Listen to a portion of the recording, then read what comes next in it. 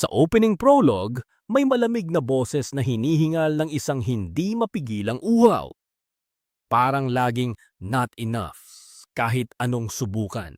Binanggit din na posibleng masira ang katawan, pero hindi mawawala ang pagnanasa, isang craving at thirst na hindi matakasan.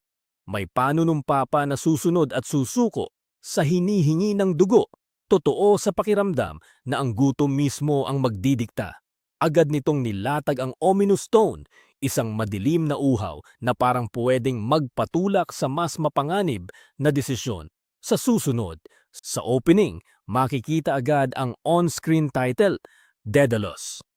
Isang malinaw na invocation ng pangalan na mag-go frame sa episode.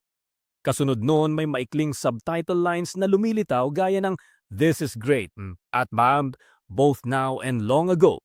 The kids are just so much fun." Bago sumunod ang series title card, "Is it wrong to try to pick up girls in a dungeon?" Try. Simple at diretso, binibigyan ng kredito at thematic na pwesto ang Daedalus mula pa sa simula. Sa interrogation scene, hinihinga ng mga monster ang nahuling humans ng diretso. "Where have you taken our kin?" Pero nagmamakas na nagpanggap na hindi alam. Pinipilit sila at may pumansin ng isang bagay. Amoy ng lason ni Ranier. Sinabi ng isa, "You lowlifes reek of it. The scent of Ranier's poison." Dahil doon, nagkaroon agad ng konkretong lead. Muli pinilit ang tanong at napabulong ang sagot ng mga nahuli. Nasa Eastern Edge daw, may isang door. Tapos nagulat ang nagtatanong, "A door?" Simpleng interrogation pero nagbigay ng unang piraso ng puzzle na nag-uugnay sa captors sa mga naganap na pag-atake at nagpalaki ng urgency ng rescue. Una, may tawag papunta kina Commander Shakti at Ilta at napansin nila ang armed monsters. So tutupi impiyas. Sumulpot si Modaka at paulit-ulit niyang binibigkas at pinapapaalala ang pangalan niya. "My name is Modaka." Habang sinasabi rin niya ang bearing due east. Nagdesisyon silang hatiin ang corpse sa dalawa. Sinugo si Momonga papuntang Livira para i-check kung may survivors at ang natitirang grupo sasama kay Modaka papuntang east. Muling pinapaulit ni Modaka ang pangalan niya at malinaw ang layunin ng suppression force. I-tame ang mga nilalang. Kaya ang utos niya, "Do not kill, bring them in alive." Sa pag-alis, may hiyaw na "go on ahead" at tinawag din si Let. Sa ground, medyo pressured ang sitwasyon. Napapansin na natututulak pabalik yung mga taga-Ganesha familia dahil malaking threat mula sa mga armed monsters. Ang team dito, sabi nila, hindi para manlaban ng full-on kundi mag-gather ng information at magbantay kay Bel Cranel. May nagsabing nawala na yung sight nila kay Cranel San, so habang nakikipaglaban, tumitingin pa rin sila para hanapin siya. May nagbabala rin na manatiling invisible kung pwede. Pagkatapos, nagkita si Bel kay Fel San. Sinabi niya na si Gross at yung iba ay umakyat papuntang east. Nakuha nila ang impormasyon mula sa poachers sa town na may pinto daw sa Eastern Edge, pero nang dumating sila, napagtanto na ito na mismo ang edge ng floor. Walang ibang Eastern Edge. Sa madaling salita, maraming teams ang nagpupush. May nag-scout papuntang east at active pa ang search para kay Bel habang sinusubukan nilang kunin ang intel tungkol sa pinto. Biglang nagkita sina Bel at Lead. Kasama pa si Antianera na agad nagpakilala at nag-warn na huwag munang mag-alala sa detalye dahil kulang sila sa tao. Nang tanungin ni Bel, inamin ni Lead na sila ang umatake sa Libira. Sinira raw ito ng isang armado at galit na grupo dahil pinatay ang kanilang mga kamag-anak ng mga poachers at kinidnap si Wine at iba pa. Halata ang lungkot at pagkabigla. May mga monster na nagsabing hindi na nila mapipigilan ang galit at na gusto nilang pahirapan ang mga pumatay. Pero sabay din nilang sinabi ang malinaw na plano. Pupunta sila para iligtas si Wiene at kunin pabalik ang kanilang mga kasama. Sa dulo, may tumayo na nagsabing Sasama rin siya at nagbabala na stay back na nagpapakita kung gaano ka-urgent at emosyonal ang sitwasyon. Habang nagkakapanayaman ang sitwasyon, si Rio muna ang dumaan kay Belle para i-check kung ayos siya. Sinabing delikado raw manatiling mag-isa at nasabihin na niya na iuulat niya ang detalye mamaya. Pinapayo niyang bumalik muna sa Ganesha Familia. Pero determinado si Belle. Pupunta siya para habulin ang nasagip niyang monster. Dito, nag-warning si Ryu ng tahimik pero seryoso. May involvement daw ang isang dark faction at may pamilya na konektado sa Evilus. Hindi niya matanggap ang existence ng ganong grupo at ayaw niyang malagay si Belle sa ganitong bagay. Sinabi pa niyang maiging umakyat na sa surface dahil mag-aalala si Seer. Nang makita niyang hindi mapipigilan si Belle bilang adventurer, nagbigay na lang si Ryu ng isang bagay sa kanya. Take this. If you find yourself in trouble, use it. Tinanggap ni Belle ng pasasalamat at paumanhin. Simple pero malinaw, political danger, Evilus, at personal concern ang nakatakda. At may handang maliit na backup sakaling magkaproblema si Belle. Sinalubong nila ang isang kakaibang discovery nang mag-head east si Gross kasama sina Gran at Dix dahil nakuha nila ang tip mula sa mga poachers. Pagdating nila sa sinasabing Eastern Edge, walang tao sa paligid. Sinabi nila na ito talaga ang dulo ng floor.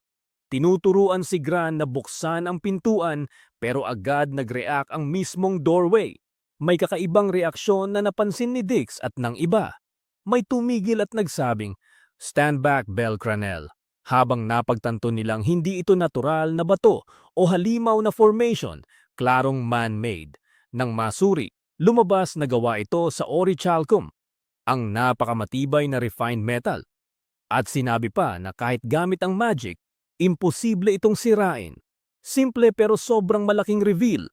Isang artipisyal, halos indestructible na pinto ang nasa Eastern Edge. So nag-usap sila tungkol sa posibilidad na may mga poacher na nagtatransport ng captured Xenos pataas. Si Wealth nagsuggest na kung binebenta sila above ground, dapat may hideout sila sa oraryo. Napag-usapan nila na may koneksyon pala ang lugar na nadiskubre sa Daedalus Street, kaya posibleng dinadala ng mga poacher ang mga Xenos sa surface doon at saka sinuskambol palabas ng siyudad.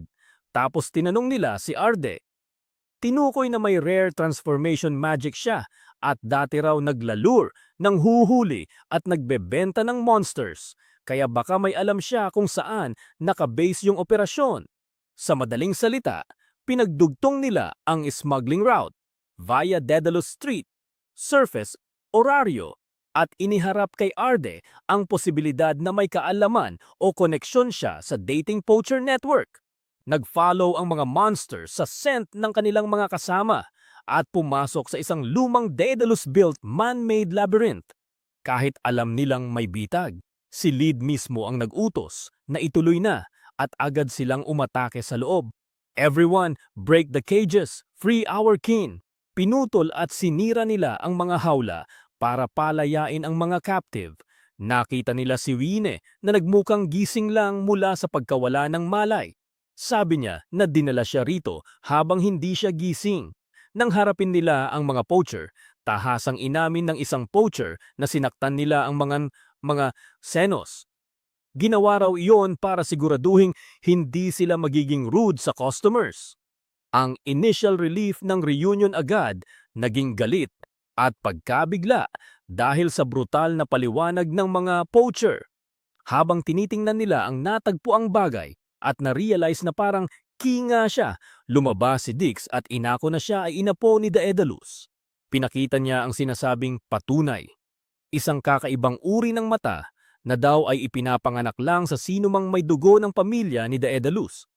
Tinawag niyang isang blood binding. Pinaliwanag niya na may pintong ginawa si Daedalus na tumutugon lang sa ganitong espesyal na mga mata para tanging mga inapo ang makapagpatuloy sa kanyang gawain. At ang pinakamalungkot na bahagi, sinabi ni Dix na sila mismo ang gumagawa ng mga susi. Kinukuha nila ang mga mata mula sa mga bangkay at ginagawa itong keys na pinapagana ang daan. Simple, pero nakakagulat ang eksena. Literal na ipinakita niya ang koneksyon ng dugo, mata, at ang paraan nila para patakbuhin ang man-made labyrinth. Sa Tagalog, 1,000 taon na ang nakalipas nang dumating ang mga Diyos at kasama doon si Uranus na nagdala ng Falna. At doon lumitaw si Daedalus. Bago pa man siya nawala, ginamit niya ang kanyang galing para tumulong sa pagtatayo ng oraryo at maging ng Babel, kaya unang kinilala siya bilang isang henyo. Pero nang makita niya ang dungeon, ang napakalaking opus na iyon, nawala siya sa sarili. Naobses siya at naghangad gumawa ng isang obra na lalampas pa rito. Ang ambisyong iyon ang nagbunga ng Knossos, isang man-made labyrinth na sinimulan niyang buuin gamit ang sariling kamay. Pero hindi niya natapos dahil sa limitasyon ng buhay.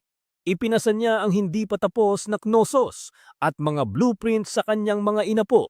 At sa loob ng 1,000 taon, pinagpatuloy nila ang pagtatayo. Ngunit mabagal at napakamahal ang proyekto.